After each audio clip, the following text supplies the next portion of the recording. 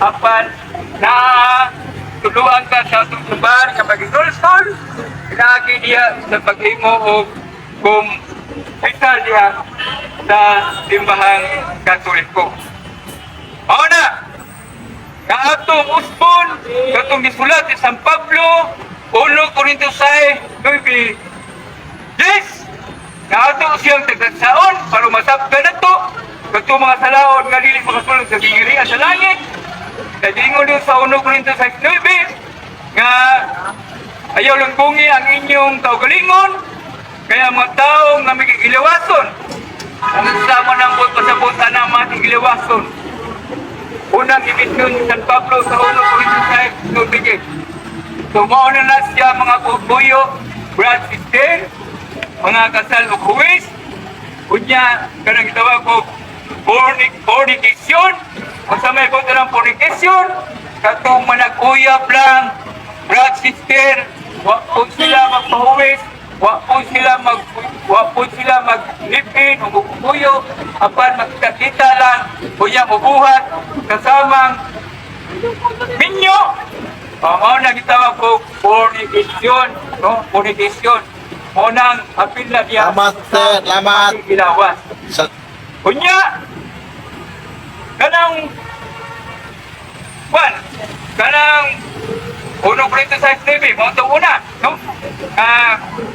Pagkikiliwas ang pagkikiliwason. Naunsa man to siyang pagsimba sa mga Diyos, no? So kanang pagsimba sa mga Diyos o pagila kanili matuod na Diyos. Kaya ang 1 Corintios 4, ang Diyos niya kapitas ng butang ng Sinol. Ang pagsimba sa mga Diyos, sama itong gibuhat nila ni Aaron, ang katawan ni Aaron. God bless o them. Moses dito sa Kamingawan. Bless, salamat. Nga, God bless, Inday. bibuhat sila o kanang baka, nagikan sa mga bulon, ang ilang gisalsal, kunya, giilis ni Yahweh, o ilat kung giingo, ilat kung gisimba, o giilis ni Yahweh. Mauna nga, nasukok si Yahweh niya na, suusan na siya sa pagsimba sa mga Diyos. Kung sinayo po ni mo, pag-ila practicer, ang dili matuod sa Diyos, na ilo ni mo labaw nga magaw, mauna nga, usan na sa pagsimba sa mga Diyos. Ano to, ayaw magkilawas, pagsimba sa mga Diyos, o adultery.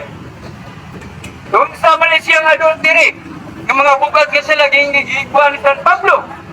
Ang isig kaminyo, kasal kikumpare, unya, munang babae o lalaki, magminyo o lain, o mangita o makapulat, magminyo o mangita lain. So, adultery na siya, brad, sister, unay adultery. Unya, kanto mga pagkikilawas, sa isig lalaki, isig ka babae, unang itawag siya o homosexual, no?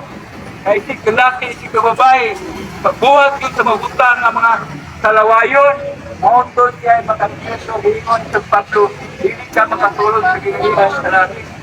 Kung siya ka, mga kawatan, naagya po rin sa napulukasuko, no? Apil pa mga pulahubog ito, sikutang-butang, o mga malapason sa balaod, hindi makasulod sa gingharian sa langit. Provided nga dili siya, mamatay siya, nga dili siya makakumpital, mo na giingon ni San Pablo, o kaso katikismo. Pero, kung mabita ang simbahan, kung anaa ka sa sala, muktal, ang simbahan naggasig niya na. Ngayon, pabiyaan o pinultulan sinang-sala, kaya nga naman, ang kamatayon, why nagtayon sa atong kamatayon, brad, sister, di ba? Kaya ang tao, magtayo mga kalagman, sakit, mga kalagman, no? Kontra to, mga kasalagman, muli ka matay tao, matay sakit, kunya, mga disgrasya, upang magmikabo nga, kita masayon niya na, kunya, o ginita, kapangandam niya na, brad sister, namatay ka na, at kakabutan kunya, wajib ka sa imo kumpisan, wag ka makainultol sa imo mga sana, o lang 1 Corinto 6:7 yung San Pablo, hilit ka makasulod sa gingharian sa langit. Ano man, namatay maka anaga sa bukat o mga mortal sick. O na atong tundon, pagitudlo sa atong simbahan. So, salamat, mayong hapon na itong tanan.